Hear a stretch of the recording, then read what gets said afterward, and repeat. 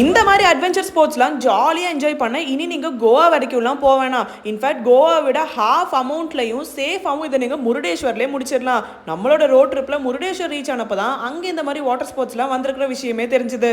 இங்கே வெறும் 100 rupeesலேயே நீங்கள் இந்த சீ வாக்கிங் பண்ணலாம். சீ வேற பயங்கர ரஃபாக இருந்துச்சா, செம்ம த்ரில்லிங்காக இருந்ததுங்க. அண்ட் வெளியே போய் பார்க்கும்போது தான் இங்கே மற்ற நிறைய வாட்டர் ஸ்போர்ட்ஸ் இருக்கிற விஷயமே தெரிஞ்சுது. அண்ட் ரேட்ஸ்லாம் பாருங்களேன், வெறும் 200, 300, 500ன்னு செம்ம பட்ஜெட் ஃப்ரெண்ட்லியாக இருக்குல்ல.